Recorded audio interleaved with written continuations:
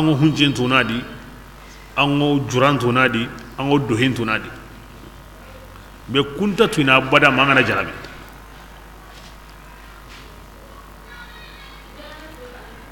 ati ngadi am misredi iwo sallin isallinde Allah farengi hayni mo sire parce que watu nuna dillara mi Allah ga tan himbe yak mana kenya mi gana tla sallin ay gana ya qomi wi jonko ene ibane ayu ya gan tirni en taten goya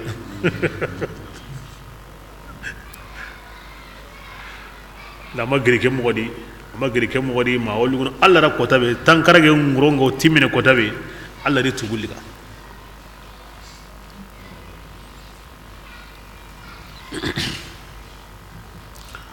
Allah ri tugulika ne ngoti kenyi la hajri nga kinye akuni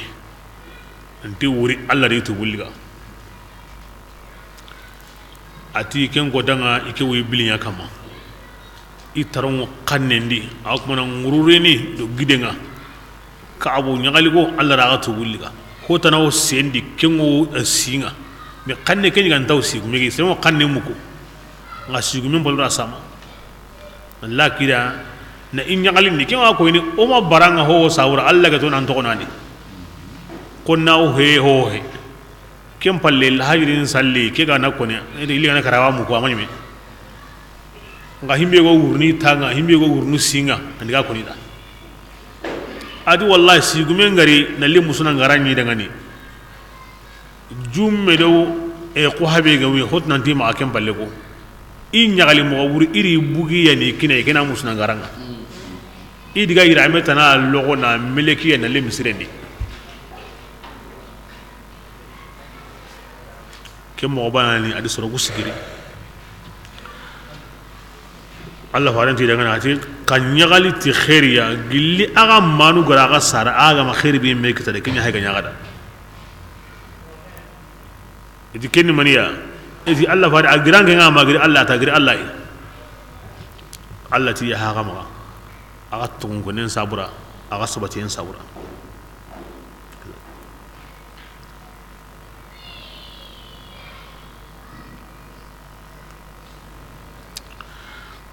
gabu watini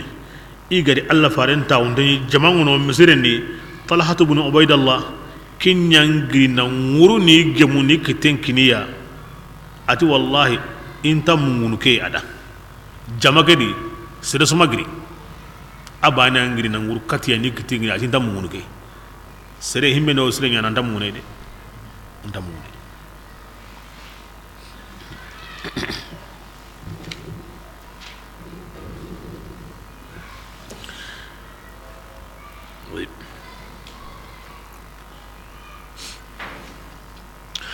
eti kebrenga iga tawo iti Allah fare ngi koni tubu ho ga yimma nda sukin Allah di farenga itu ngadi nda sukin Allah di farenga sahaba nyank mana ke koni farenda inna min tawbati an akhla'a min mali sadaqatan ila Allah wa ila rasulillah ka'abti ngi Allah fare ngi Allah gadin tuwulliga nyimi a walindu kamma ho ga yimma na bure mbuga di nda sukin Allah di farenga e sahaba ngoti ni rakin Allah di farenga Allah faren jonda wa sabatin dinne ange ngoti ni umma Allah faren to ko ona Allah faren kalenya na wa monan kalenya na on kama sahaba nun sehe mo ni jukunya nya wa monan kalenya na kinga nani Allah daron ta goda kanu yesuya an ko mona here nya na Allah to bane yayi kenga ne kengo leo golleya anya komi Allah garanya mo be faren garanya mo be Allah faren Allah bayana kon koyoy Allah gan himbe ayana koyoy Allah na faren fara kon koyoy agra sahabanun to se mo do jukube di ay megara se hoda faren kama mo be ken ko ni mo ko ken piti basiya kenta Allah baka bane kenta faren ka pay kamane la angati Allah fare bane ke birenga fare Allah ganga on kende xamko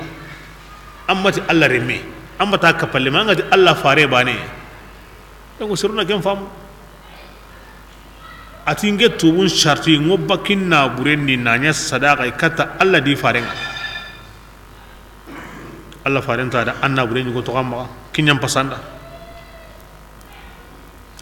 wondi basindari o gara khaybara kara ngara himbe kitano kibire mo ken to khimma adi basindari Allah far huwa at-tabib wal murabbi ayani o jarandananga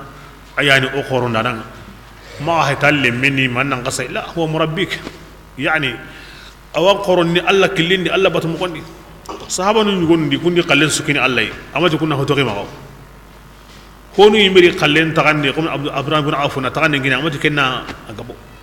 honu rasuri ati tagandi sikandi parce que aw besu mo kontu ke qalle ati da sukini Allah ati hoto qamma kenyam pasankeda yamba tagandi sikandi kana koni ay megara himbe sukandi qalle be go Khaybar ndakin mutu akute ndakin Allah mais jaman juku sere ganda ke meko Allah fare ntayre sere ntayre himbe go serun to comme Allah fare sharianti tagande sikandi kenkini Allah ke huren mani agwan so be ku tebe ga ma ken kana kini o tagande sikandi bakadi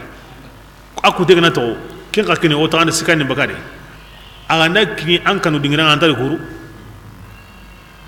agwan so be nga anga sukine parce que anga sukine ke mogodi anga ne tinda sukine kare sulusu kini nda sukine sulusu kini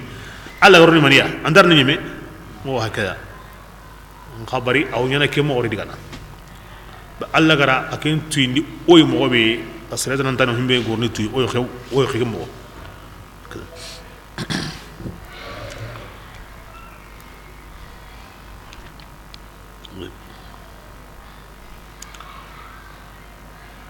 kabunya maslana ati islama palle alle man ne man ni kida himbe gan qoronta dinanta igara tongu be ko ni kaya igara khairi be kitadi igara himbe tuadi islama palle alla ma me khairi kida alla ma me khairi ngeda ton kon nazreni alla ri ma kuto ti ma kuto sirenga alla fareni ma kuto ti ma kuto sirenga illa hala siren pay qarni qur'ana di daiman wa abadan manna kiniya tungonne bila tungonne zrende bismillah ati kusro siki kuni yemunye ittakhadhu masjidan hayde magena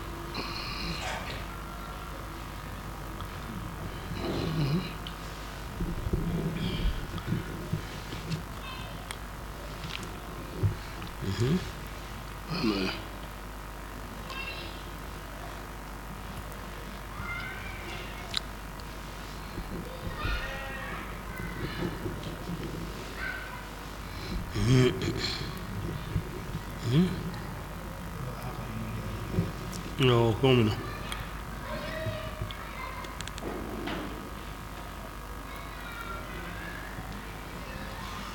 آخر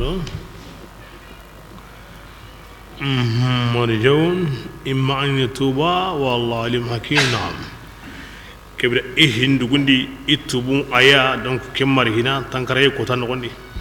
والذين يمغن مناغنوا اتخذوا مسجدا إلى مسير تيجي صوت تمدو هلاي مسجدك أيوة أهين كمانونا أتكلم مسجد أتي أو توران دانا يعني قباعة دون كونو مسجدين دعني وكفران أدو كاهرا كو سابورا إلى دبري كو سابورا بس إنا كاهرين يا مريي إلى دبرت كاهرين يا مريي وتفريقا مسيرك إلى نحتا ما يسابو دعني بين المؤمنين يندو مينا كوبين غورن سل قباعة كبيرا هوننا بوغينا نسلي إلى كم مسير بوردي وإرصادا إلى سجين دي تانجين دي سابودا لمن يمي دعني يمي بيغر الله جاء أدي فاري من قبل اللي مسيرك كما سجي كن أبو عامريا الفاسق بسم الله ولا يعلفون والله ميغا كنا وكما هو لا مرتو مسيرك ما غاندا حسرني كمين ناري أرو جبري أرو توي أو يوبا اللتيني جبري ngadi kamen ngandare kresundo la hunton naradi oranya kenya sabura والله الله تعالى أو سيدني نندي يكون لكاذبون والله قارنتون يعني دي لا تقم الله سبحانه وتعالى مسيرين سنين مسيرين نقا سيجي يمي كي يوم مسيرون بكامدي أما مسيرين توم بقول مسيرة عندي ناتو hari ginde igaranya hubren sabura ke ngoreni toko ke islam aqul lahum jawhari ni wal madmun la shakl waswar islam aqul lahum hum punche adu himbe go honno gondi islam aqul lahum ta honyam go agom go khurain kamalla anta hara to ke bakai me wa konanda illa hingo himbe kinin huncenga adu anugro misire kedo imbakan kuto burukusu toron dare kahira o misire hatama yem misire nagamundi na asigindi na alla qonnen duguno misire akesu ko amande ama to gombu misira ko walla mure ngani himbiya kinyan tan haranga na sigi men ko na surondi nan kuna نعم أبتكى صابورا حسنك هي الله واتو ولا يحلفن إن ردنا إلا الحسنى والله يشهد إنهم لكاذبون الله فرعنا نقرني داون دي وكنا ورا أبتكى كنا ما هم بسرنغني الله تي إشهدنا دي غارنتوني الله سبحانه وتعالى عند هو كوني أنا هون سهيل هلو يكوني كم مسيرة بهاكي أقوى أبرانا سيسا kahiri be ya muriye gati na dabari agatara Allah sori gilli annaki hamunde aywa agilli misira shi kamata ke atqanti Abu Amir ke Abu Amir islam on kane aron nasara gundi mawur rahiba on kitana nasaran batana ara kungira mellondi na kungullen dabari Allah faren gari Madina Abu Amir ti Allah farenda ando manilli Allah farenta da Ibrahim dina sirkendo kenyalli Abu Amir tinge mena kenya kama Allah farenta da ankenta kama azim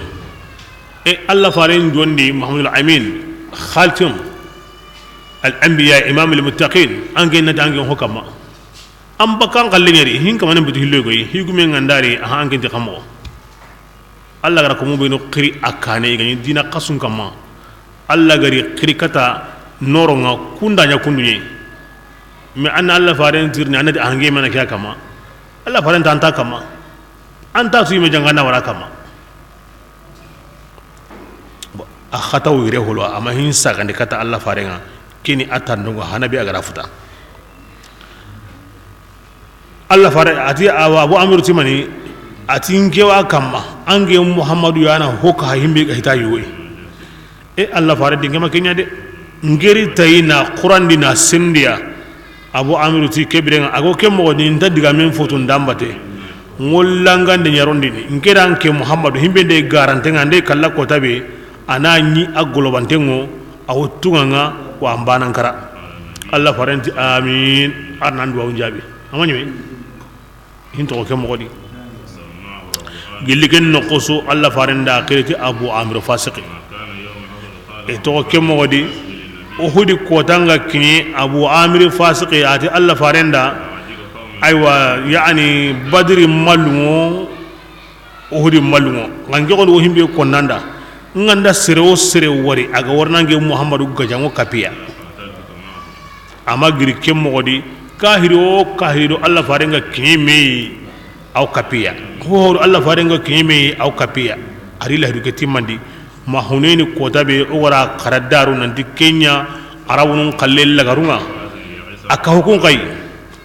kunga qose agigaran kuti nanti arabunun ko khibare nyame keta kebiren awruba ka arabun tawranga adiga sham na to shami aywa ara ko muna haganun da Madina baske serenga tu ido himbe golindome ati qaraga mo sorondi gajanyo kendo aywa kentana karaga mo sorondi ngarni kharam misire nyugo dabarinda ngora kata Kaisar ya rumin tunkanyugo kenni chrétien qorengi hankangadi ndo kuren worni bakar rumi orni Muhammadu yusero ku bugondi kebirenga awa kenni ngolle nya yere ke misire be Allah ya konni ke ya ira misire ke dabari o ba am misire sire ke tatenga daru oti Allah farengari Madina awa manazili banu amiri agara misire holobe sigini kingen ke misire ya kata blago dangini kata Madina de binonga idi misire bure ke sigini ke misire karanga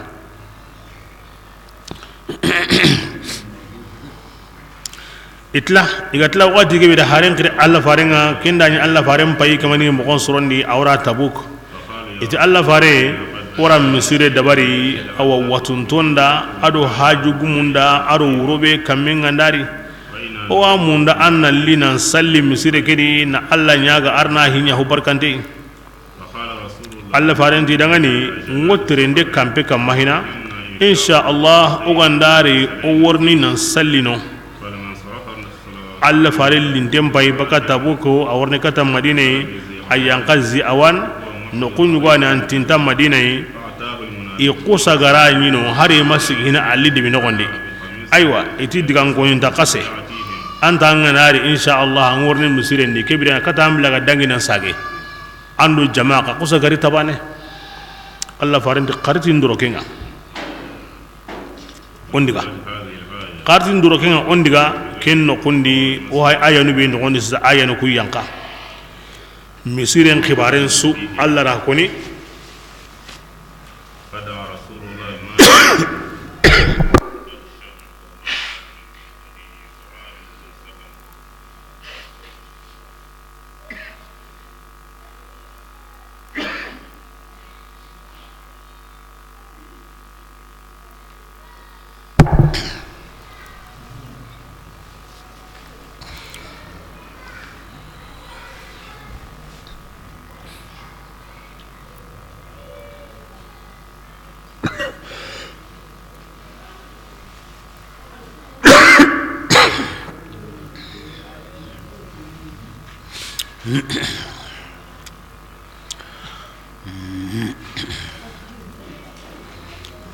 malikan no ayana ku yanka musira ge khibaren suwadi ali gara sigini yime be sauda Allah faris sallama ara malik bun dakhsham qiri aru ma'an bun uday aru amir bun sakan aru hashibanake ati qadiga katta ke misire be nurun serunga nitu nyangundanu nga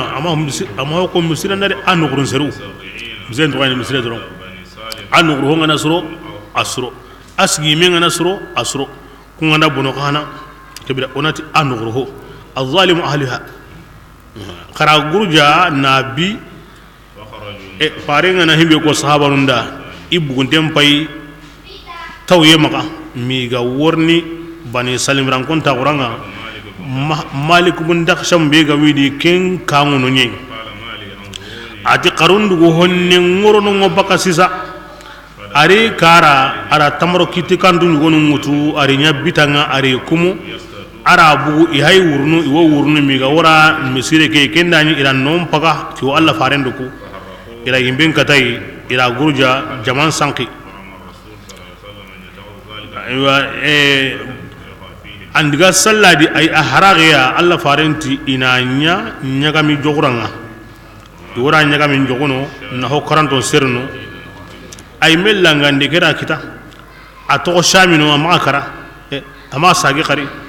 agulo bantin aranda kene amadina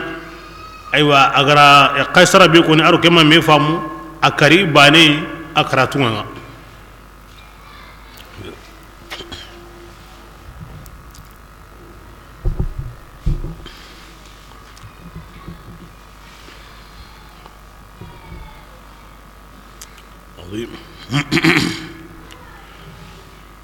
manya okay Allah subhanahu wa ta'ala atiyo hurem baka ngarin tendi yo ngarde baka huredi Abdullah bin Ubay are menino lensre mu'mina khalasinte ngarde bu hurendi kay yo bure khana be hege Abu Amir Fasiq Allah lensre kini hanzalat wa aslu lil malaika kina to malaika nu yan kaka kara aha wani ki hawa bure ay aga karam malika nu yanki allati o ngarte baka hurendi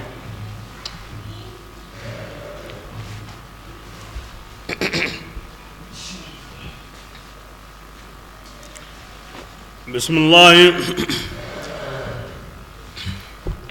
لا تقوم ati allah fare maga sigita musallimi في misire kedi أبدا abada لا مسجد أقرأ واكوني رحمه الله رضي الله عنه ati ke ga heji ira misire ketir ndenya masjidu durar madin itan na ketir ndenya na mani ti wa munda natu ira koya ati ga diga ira ni aw ken sun kutinga gudi ira ni yugo nyugo wono aw hompaline kendo anya ennaga nambung wujine ar kamusigisine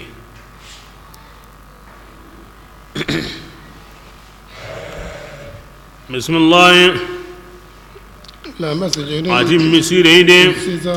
igara misire be tagayin joppa على allah التقوى kannen kamma من أول يوم gilli ko ta hanambe أحق angari madina kingani banu amir nan kon kalle wonni ganda quba am misire haqqu am paulanda أن تقوم annan sigi nan salli kem misire yadi diga kingeni kem misire la ma sigara bala رجال basana ati yu goro kem misire ni kunga kanunu insenu allah taala aw senu yum kanunde أفمن an sigi kidi quba am misire islam am misire tigan to nyugo yani quba am misire an na fardan sallibani salladi aw komi angara umranya birenga kere kere ni go wada allah farini to ko digana koysu ayira sallino onde sibiti su onde alamsa su ala kula koysu koni ayira buno ayira sallino donc allah gana man ndigelo sere war jagandi nan to ko digana sallino duran khasiya wada umra mbaraje ngada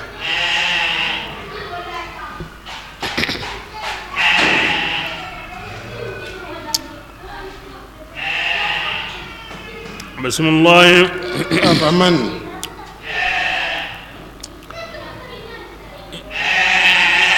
sallallahu alaihi wasallam agarino arino tenenge ara tenenge nya na tarata nya na alhamisa nya juman soba abugu na lo madina ngawo riwaya ni godi ara juma nyime sallino ikenge ni juma hanabe allah fare ngara salli sallallahu alaihi wasallam ara salli kem side yadi kebe annanya ke koni mo ya arabito nagati yanyano nga riwaya tananu wono arabito tamiro nagato nyono riwaya tanawono ara tampili do bito hilinyano me kunso kapame kamo agara nagato nya adangira madina hina akomi awa yankara hananga nya yerea arabito tamiro nagato nya awo diganan sagene mara tampili do bito hilinya awo diganan sagene hina katabla ga sabati no kubane ke hina aw kapame ke mo godi bismillah allah sallallahu ati madina ati yaquba anko ati ari misire ndi kotoy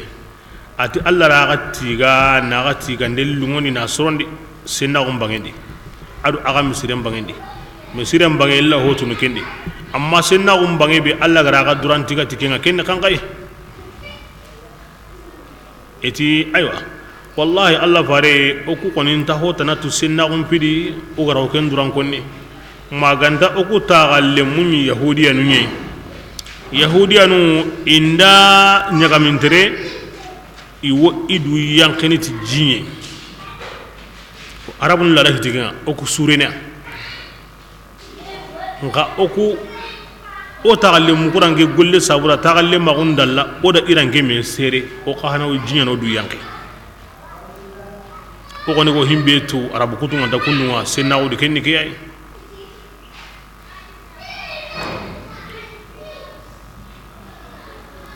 Allah faran tira kebrenga aywa fa alaykum qarakel lazimi o ko gide surana après o yangan di jinga ati fa alaykum kebra qarakel lazim ma fi ko munti wa sura ngo wasene ngal jimbanen pasu sura mbane ya nga himbe gan timmanta sura halle anna jinandu yanki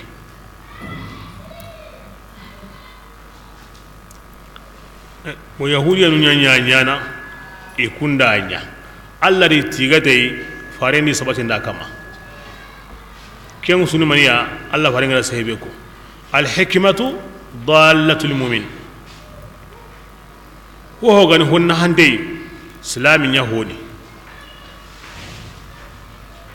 anga na wari noko awran non ko landi anjiga tuninga nkia honi kembiringa annanya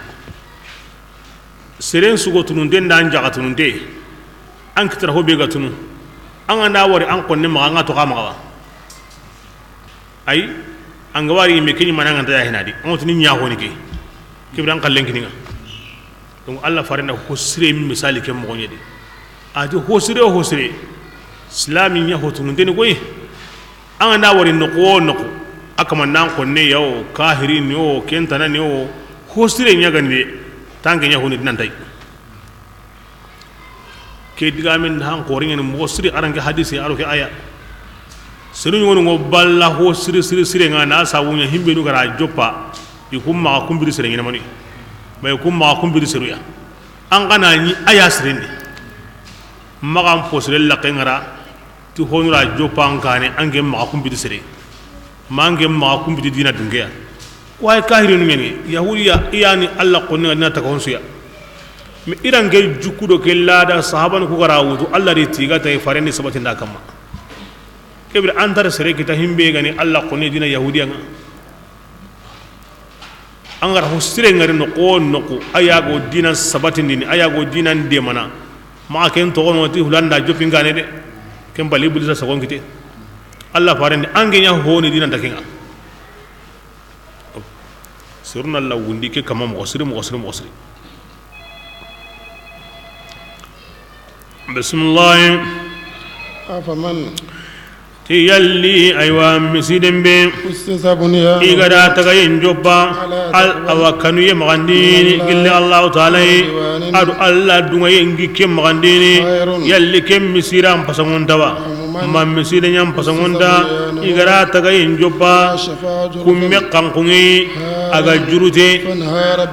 harin aga wujurtene fani harabi wa usaga jurute ti miside gay na yakani jahannama yimbendi kumbile khanga basu himbe ga joppi alla kannen kamma alla dunga mundi en kamma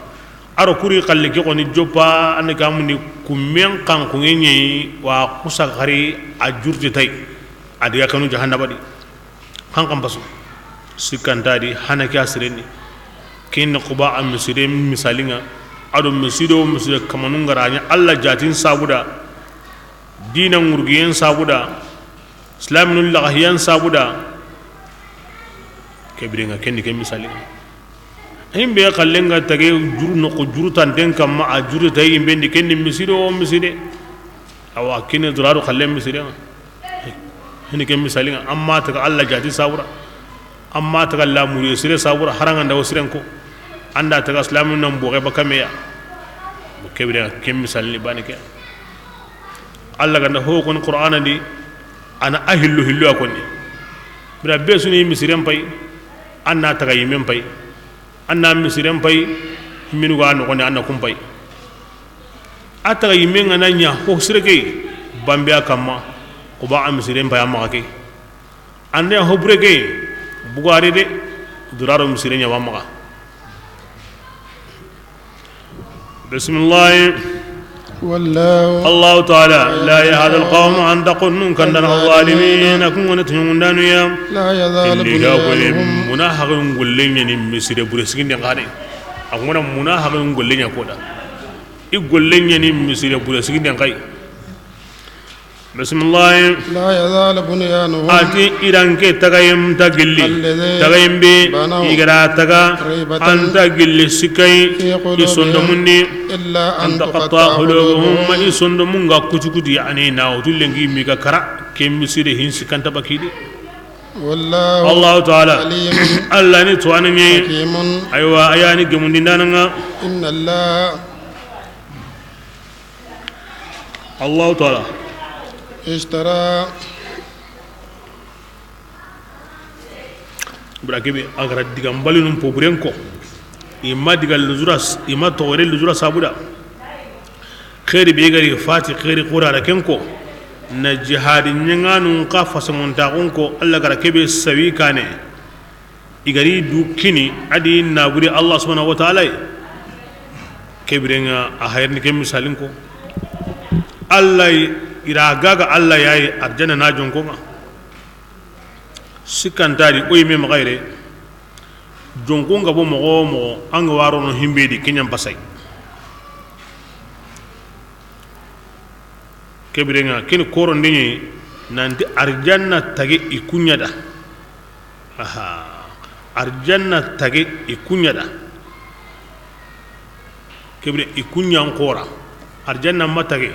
أو يكون ما تاجي أرجانا يان تاجي يكوندا يكون ما تاجي أداري أرجانا تاجي يكوندا كبر جونكون يانكورا جونكورا هون يانكورا جونكونا بسم الله إن الله تعالى أقبلني للمؤمنين أنفسهم يمنوا يا أدين نابرونا أن لهم الجنة أرجنا وإدغني فيقاتلون أرجنا ينتقي كندا كوني يو غجنا قننا الله تعالى دينا nguru killeni iwo qonnun kalli qonnun qanawi kalli ati keninai Allah rawari du kamma na sabatindi idu kamma homa wajibi Allah kamma de nga honu nanda kengo awoti ninda kenyin du kamma wajibi ya kebirenga mu'mina siru benugo jihadin yana Allah jajin sabura Allah gar himbenu wari idu kama ja ko yanga na sabatin di idu kama kun arjanna loye kenna yugo التوراة إلى كيسا موسى توراة دي أدو إيسا إنجيلا دي أرم حولمين قرآنا دي يمي بي كنغت ومن يمي سمنيا كنغت تمان داتي لايدونا من الله دين الله دي فاستبشروا تبرنا أنكم نيالي تا غاغاندين بي بايعتم به أغر الله غاغالي ما أوتيكينا دي كي غاغاندي كي تيجي يعني تاقينا العظيم كن قورينا خنيغالي التي أغتنون أغاكاني جاوندانا كنا منيا انتاتو يلي أورنيا مغبي أي الله راكي جاوم بقولنا قرآن ما كانوا هربانيا تنون كلنا كاني أنغراندو كن الله كبرين عنيمي أرجانا وان كانين بسم الله التائبون كسوني الله سرم تاغوندو أكرمون كونتيني بسنا قبانا إنا برينيا كيني قبا هجومنا أني قبا هم كنا ما في الحقيقة الله هايغر أم بيان يونكي بيكيني كون يونكيني الله هوني angan na bure be kinni ko na bure ni Allah na bure ni ngaken su ko mande ahi gari du yang kandi ni dunya gaga ndananga ankeni na bure gumenga na to ko marsandisi na ya khalle arjanna anke mbego qobe nyana baewo anke na aya khalle samanu jonko be anga waru nadi asuna ya khalle an khalle sundadi ango himbe ko arjanna ya honi ange mega qobon aya honanga anga wanyon kibe onara khanga manna buri Allah ya honi kinya wureni oti arjanna yan tage ikunda asuni Allah hoy kebire nga arakina ngatorani an kalle suntadi bismillah التائبون ati konni ne kunga kubenunga wo awa jihari na fi sabilillah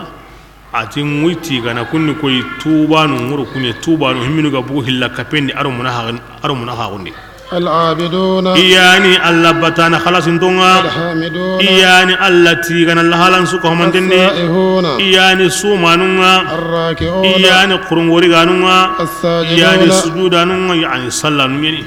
الآمرون iya nyamarnini بالمعروف ti hosrenga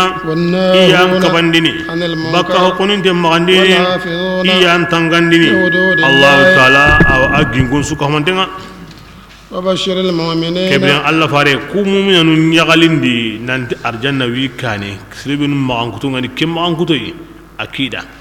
itubi ngende waslam nun gani yayi meka daiman wotubi ni baka junubunga daiman inda himbe ye wotubi ni bati yang khalasini yo alla tigana mo gonsudi yo kitendi iwati gana yo korindi iwati gana basay ya go korinte ken kalena nyangontiya iya go watunte ken kalena nyangontiya yo alla tigana alla ga minya kundu arawin yana kundu arawin kallen qoton ni kaya yo sallini yo surun allah huburenga hosrenga wosurun kabana huburenga yo sumunu siyaha nyana aram kanne ni himmenu go bakana ndiga gunnedi bati en sabura ni siyahatu ngaram kanne nyimedi men sumin qirai basana akamanen ngolleni maniya nan kutiba kaduna daga menga yiga ho ado mini ho ado yari ho donc sikanta di su manan koni aw ke mogodi hajiri bakero sizanaga sira suga ni islamiya tarra gantanga anda nduri ga kuya yiga ho aro mini ho aro yari ho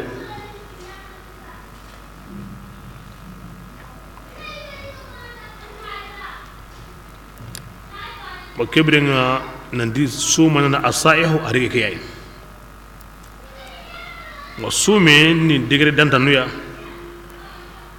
o suka homonden sume bo keni kiya sume logonte nanduri ga bakan ngollungu ado ngunan kace lungunga nawtu hajirin bake kata kiyen kenne amma kuma kare don sumen kawono kenne tarku ma wallah himbe gani Allah tanai nanduri ga baka kinga mo ndambe suri عبد الرحمن وطن الجيلي إنسان الكامل كما علمت أنا قورك صيامي هو الإمساك عن رؤية السوى وفطري أني نحو وجهك راجع أدنك سومين إني ندوريغا بك أنك تناول لما هون سكه منتندي usumu kuti nyani ngandi ndu waringa sage baka kemo wadi kebre ngani me magan sumu kuti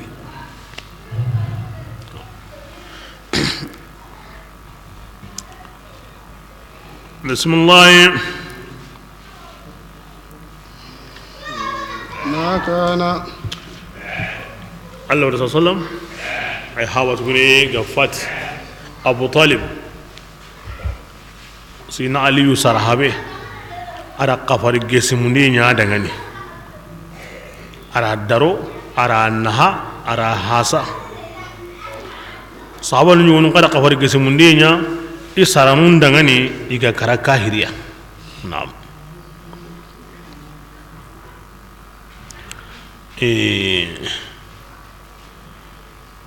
katobla kire agar aya ke qoro tikibeya ya mariyatu hosre nam patandi baka huburenga ke allo gonta dina kutukusu yani sallindo sumendo alla tigendo alla batuye ke allo gonta suya parce que someni ni ken no nyadi kinya sabun agara kinyeno nga ara wawu lono ara kutukuto kimi التائبون العابدون الحامدون السائحون الراكعون الساجدون العاملون بالمعروف والناهون عن المنكر كبرين على عطف اللوكيناتي واو ما كسب كينيا اللوغو انت كنت كسو كن نغني دي بس الله كان نياني نيا مرهين غولي نهاتان دي تكونو كينا نيا باني تيغاندي مو كندي توبو غادي ان كان باتي غادي سلي غادي سومي غادي وهكذا اسو ولي كن نغني دي كينيا سابوني سريه سقطي ari akhyar le mentirni junaid be sufigan ko ngay du dambini katay ara tirni yalli alla kanni maniya ati junaid alla kanni maniya kenda ni junaid lemina tuna ne harama qurahina ata dangani ani gani ati alla yaraka haythu nahaka wa alla yafqidaka haythu amraka inta diga ndepe diga logonte ati ni ga himbe gani Allah kannenga Allah gati annam maga diga no kube maga sigi Allah na ngarino ni ga himbe gani Allah kannenga Allah gati annan diga no kube maga sigi na mundu no tima ngari خلاص أسوكدي أتلم أخاف أن يكون حظك من الله لسانك أتلم منك نمره أنك أنت قلنا مغارين عني نغدي أنك ميلي من تقولاني أنا كتك ميكوني سنقول دي سانغمين تامارسين جو فنغلا ترنم بلي كيراني أتقولاني نيني من يكين غراتير نقا ay ya nga tanya ya wure kena gara tirndi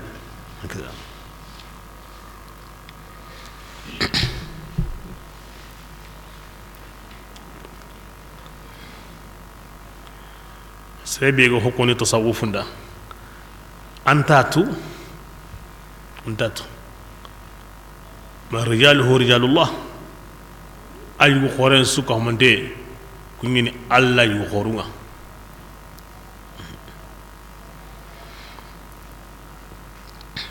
antatu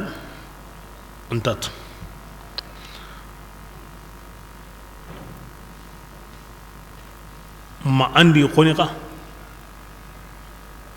wala kulli hal addamini kata timbala woni anga wali yugo ganta ho to aken konni yugo be ga wo itimbala on ko ni sarun aken daga ba aganta himbe tutan ana koni ana kuta kene yugo buga bella danga إذا جهل شيئا أنكره بسم الله ما كان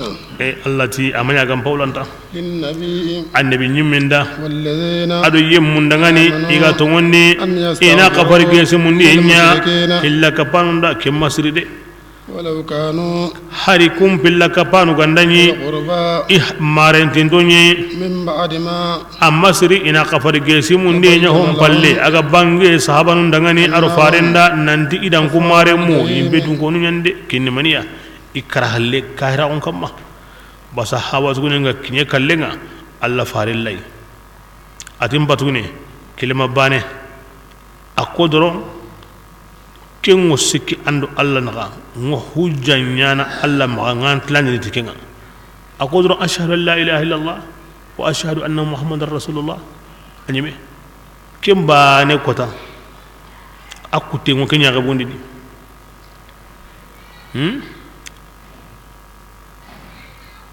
e koro ke digami konni ahaju laka biha inda allah la ilaha illallah rasulullah ko tabane ngewo ampu jangutunu andangani alla jomme na gade koro ke digami me konni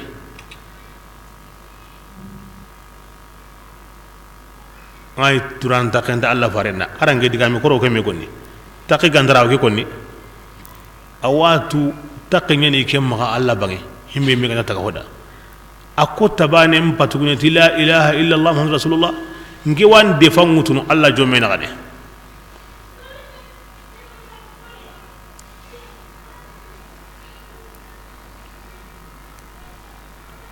amadu Allah farenta da aywa nta gillinga wa qafar gesimunde nyananda na ni Allah min kabay ara sharti nta gillinga wa qafar gesimunde nyananda na ni Allah min kabay ato ke modi Allah ga waka bana Allah farna ko mani sabura harsa ko sabura ina nige manaro awren ki haranga bara mo danto ko ngon Allah nya hamba awatu akhiran koren ngani mo be agawi munda mo be agawa munda na lisa goni mo be kenyan tanya na haranga tanya na danto ko ngon Allah nya hamba la Allah ana sagi ara ko ni kenya sauda ken balle akulle ngo Allah farna ken kota nanti Allah nta ya hedi hilaka panama ngara ko ni kenya sauda angana he khara suku nani Allah min kabay bismillah anganati ibrahim kanyanyana araken kana araken bujan sigindi ati wa ma kana istighfaru ibrahim qafari kesi munde mani ihaba dangani maganta akanyina nyi ari habayina ay waken qafari kesi munde sura warna koni sa astaghfiru laka rabbi ado kesumbana aga bara nambara ata dangani kebirenga haranga ndabara nge kamansirenni nga konnin kamanda tanya hamaka agana urina rajaa an yaslama ana gigi ko sabra na salama anati ka ke jangen kama zureni haranga da bara nambara ngana tanya ha woya hene ala muru inari tedo kembangi ay kamadu bismillah falamma birakabe aga bange ibrahim dangani nanti habinga aduwwan lillahi alla qonnani nan daw kala kahiri ibrahim bari gille qafar gesumundi nga kibrin akhana kemme sere aga nyanya nati ibrahim danya ibrahim khallen sabuni kay aga karaka hiriya atume kibrin na qafar gesumundi nya kahiri ngarin tenda kempi basiya awre gandai arna tubun ne undada arna junubun awa arna jum hajunubun nyema nka antanya mina gonna ni kahiriya awre ani arna tubun ne undada nganda karabane kebirenga kahiriya kebirenga kenni mentenga makati arna ya hakem makati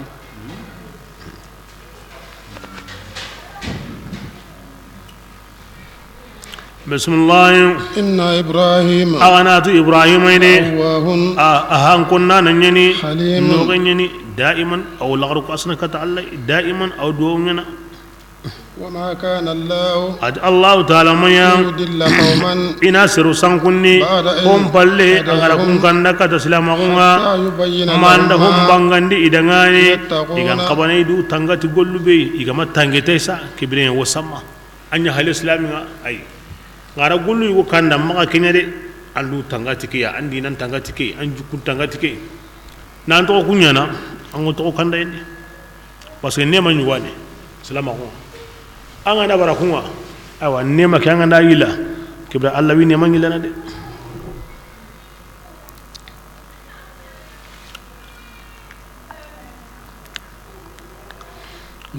allah ko yana ndigra junubu be nya nani mayatu anyime igara tu na khawara kenya ngani qafar gisu munde nya kahirin ngani inna allah ta'ala alimun tuanani yunne besuya allah to allah ta'ala kam patun yedi marandinga dangani arunye marandinga da aw ngarindini aw karindini amanya gilli de mandana tinte an kun suru dangane kingan allah tanai madde mandana allah ta gane لقد تاب الله أبات الله تعالى توبي النبي من كما أتوب أو أندومندي يعني أتوب أندومندي أرو بغمبغون كما أرو ديماندانون كما كن يمني إبيغر فارم باتو قطم بغتيني كني تبوه كجاني كي وقتي من بعد ما أنيا هم بالله كادت تزيغ قلوب فريق جما سندومت تنتو نميلي قلي أيوة إسلام سرقو يمي هنمرني دقا قتيبي قوار سورا ثم تاب عليهم كم بل الله توبني سبتني الله تعالى هن مغمغنتين تنكونيني تي أو إدنكونونا أدو هننا نيني دي أقوتم عبرو أو وقتي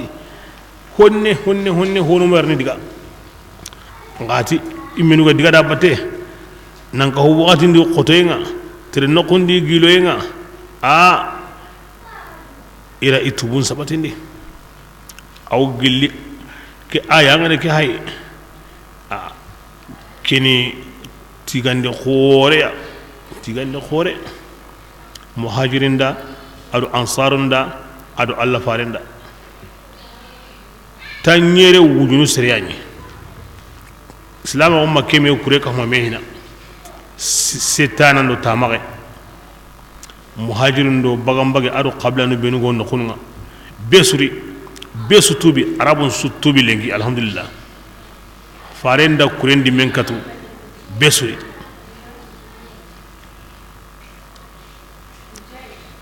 arani kotan pakati nyani kotan ni e jaman kamaka setu honta duba ke baga silahan nan ta duba kenyana jinta duba kenyana sorota mi wo kapanyo gombane ni wo me tumandini silahan da be ga maga tamaro nyani kunyutu nga no gondi yille be ga wi maga a commencer motini nan ka hukken kai igabe he allo gonda mo sire ad usman da wujine nyugo be kini e tanyere wujinu sere wujine nyugo me kon hogabe nyani hogabe xempa nga tanyere wujinu sere de a nyugo me xane bu wande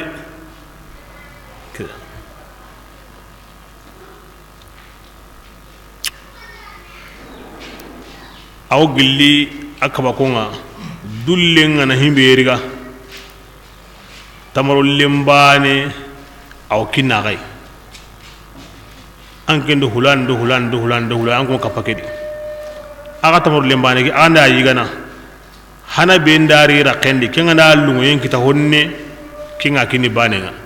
kenga na lungo yen kita honne anda kaminde aw bosina anta honne kitun bakai kenga na lungo yen kita honne kinga kini banenga awo diga na kemmo ori ande kene seri lagarenga kinga ina to ko tembane yayi ande yen kini ke aw honne kitunay de aw honne kitunay ay alla faransa wonu makaya de ona bosi himina lu ngi ta kenna bugun imajam banya abadan wa yusiruna ala anfusihim beswa munda beswa na hete dinan tike alla de tiga tike nani an kemmo godi anta jambanya na anta nambara nyana anta kanesre al ithara nanta na sugandi ti honga dinan tanga alla la faren sahaba mangu to tige mangu to sire kenyan sigi iga kata kenyana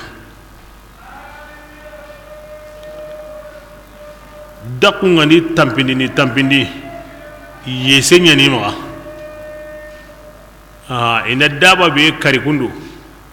ku seke no jibe ga wadi anga do jimi ngante campagne ni de iwa bollini na sense parce que jindano iwa ken jimini ku seke nyaga murebe ga wadi iwa wutunu na asari haten gaba ba haten ngana taw no ngana taw ho mulle ga nakiyanga alanda muray nebe go keddi wala hommi kanta kenga nga murebe ga wadi sawura ni ken wutunu na asari du kama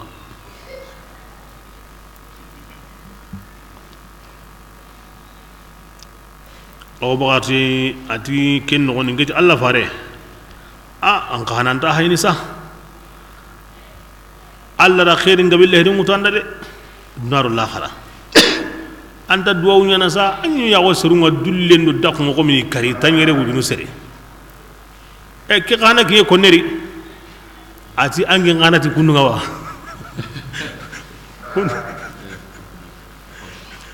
aken da to nandi bote anta do ko be gri naw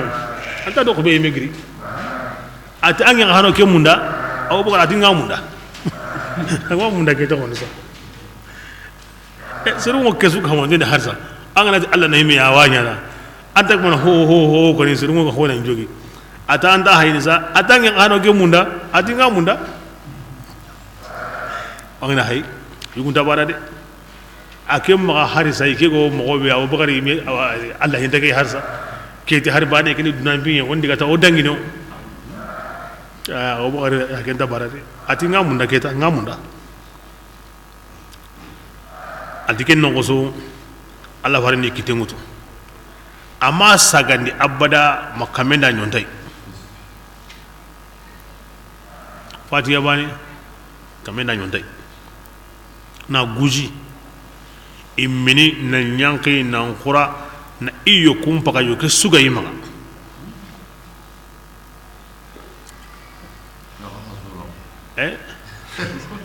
tinka oga bugu ken ta wura ibane jaja kamen kempe o jama ken kunye amma kin halle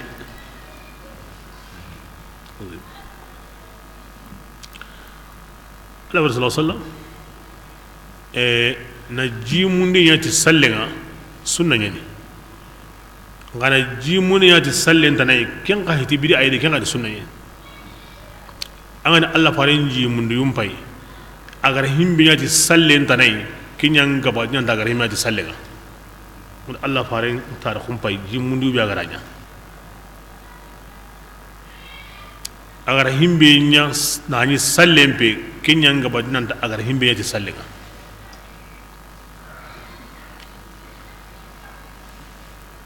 melen jimmundu ti sallenga sunna yani fe kitabu mo sena kama sallu benu gani sunna nga jimmundu sallen ta ngadi nga serema wari yangulan ni ube na simma ube na ko seruna na dikemba ne yani anya mo ko hane la angane honko na nga sukoni na jimmundu ti duwaunga Allah faran sunna ni wadi na sadaka mbugondi kenta kare karne jimundi embane ho wani khairiya komega wa mundunu anna sadaka nya nanti Allah na ampaju ke suranda sadaka bugonde mo haju kote ne woni e jimunda na ampaju ni mani keni jinyi angana sadaka mbunda wa yati Allah na jikinanga anda sunna dabari na nyati duwa e duwa qur'ana kharange ni duwa mai ona magasalle nya Allah faran kam makeni duwa mai ibra ke sunu hoya basintai na salli gani sunna nga mobe na Allah nyaga aw Allah na kameliti ken gani sunna nga baganda salli ngeni bati umai ayane bati on karam goya kutu kuso meni ni abane di emballe nandi hota nanda gemme kempalle ay kempe kem ko ne ken khatawni ke kota Allah fare ma khasukon salliyo igara kara kota be mimbarin kamana di debem palaki tamisun kara amat khasukon salliyo oro ke men gabi jatene ara Allah nyaga kameli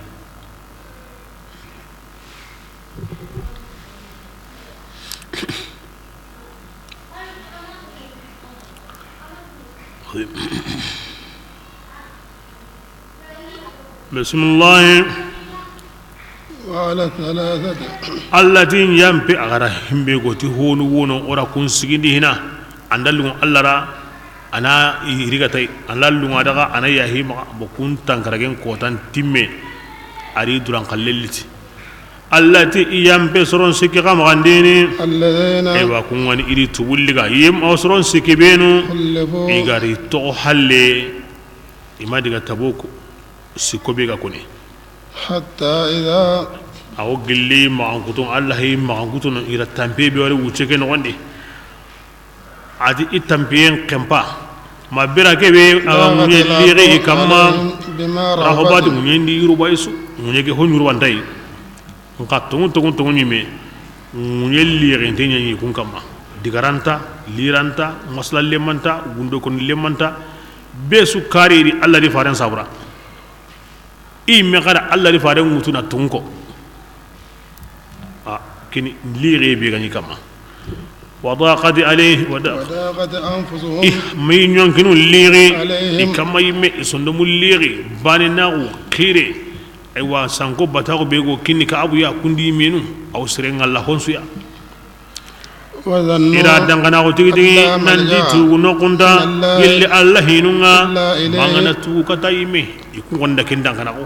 نندي هينغا نقطو الله ناكنيانا كبرين أسمدا يمي أي ما ربكنا لا منجا من الله إلا إليه لا ملجأ من الله إلا إليه بسم الله ثم تاب كمبل التي رتوب لغا أيوة إكما كوسا ورئيم من ساقكة الله الله تعالى أتيجي أياني توبوري غنيانا أياني هنانوا كاني توبونيا كاني أنا كاموني توبو أيانا يا يمو بين كونغا تمني كانوا الله يانا كوتين دو اغانيا ما صادقين كباتون دو كي ديغان كوتي ديغان بيغلا غا ديغان كوتي كانوا الله يانا كوتون دو اذا غيتو كوني كياني كسني سرين غونو كانوا الله اوي سيكو نياري مقصري nga kangu tongondonga andane wure tungu nganda kuti anyugi kama serero seretana naga anta kapa atongondenga anta kapa imbe wanyugi kama tungu ngande kemaga anne aganda kemaga Allah la jarabi kanu Allah yi an ka hutongondonga siran yi wey mona tungu nyime konni nga tungu nganda kuti hilloro mena ay wono ndi bane nga wona nyungi kama zere anta kapay de anta kapay iyawo me timani kanu Allah anan ka hutu kuntunga bismillah ما كان amanya agam paulanda أهل المدينة keni hinni me ya ga ngana hay an ku benu gani madina konga an ku ni madina taten serunga Allah farenga na buguna ndiga kure ay mena hayde hada mara ma gondo hora gondi kala dina ni metona est ce que an kunna siri to ko halle kara kemi hayta ga hakrenga am pora gondi haymani ati amanya gam paulanda li ahli madina dungonunda ومن amanya gam paulanda yemunda ngani kunga o madina tate من الأعراب gilli badia dungonunga أن يتخلفوا ikunnan to halle عن رسول الله na faren bane digandi kurenga imay gan kawana kinya de ولا يرغبوا imay gan kabana aywa imay gan kabana kani بأنفسهم imenu nyonkin lagayanda tangainga عن نفسهم nambara farenga de imay gan kawana kinya de aragiba aramukanni من الأرضاد الرغبة فيه الرغبة به كين قنوين الرغبة عنه كين نمبري إما يجان قبا يدو وترون نعلى فارنغرا ذلك كبرنا كحتن دي بهاي بأن أصابون يعني كونا لا يصيبهم وقت إما ظمأ يجان سيرنا كين يمني صابورا خرا صابون باي ati daqu manya agawi kun kitana ولا نصب tambiye sumay ikitana ولا dulle مخمصة qote may ikitana في سبيل Allah الله ta'ala killenni ولا imay يطعون dambunu موطئا tandunga batte suya يعين الكفار ken dambuye ngaw kafiri sunundini ولا ينالون imay aywa neilan imay kitaho sukitana عدو kahiriya karindi manaburaku khagande إلا كتب لهم miga sahandi idangani به tike ngolle ya عمل golle baraje صالح salim kan serengani kiya sawunu go timme gan sir halle ira ho qora to halle antan do ngasu baraje antan pesu baraje angara dulle su kitadi baraje angara daqo su kitadi baraje hara angara na bure be kitadi agara qonnen sunondi abraje nganda anju wampago kinyen uguti imayin siri to ko halle iri dukma khairi gabede إن الله تعالى لا يغسنين أن تسرون دانو براجين يبني دي ولا يبنو براجا كون يخلي مني كان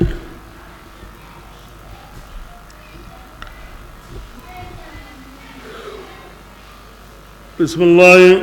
ولا ينفقون أدي يكون دان نفقان ديني نفقة نفق السويا جهاد دي نفق كل وهر تمر اللمباني ما قرو يمغا ولا يخدعون inta kutundini wadiyan warallaq suya terendini كتب لهم anga dangi jupa suya ma alla garan nafaqa kedo digara ke saha ليجزيهم idangani ko الله sabura alla ni baraji hum أحسن poslenga ما kanu iganyam yo يعملون kengolini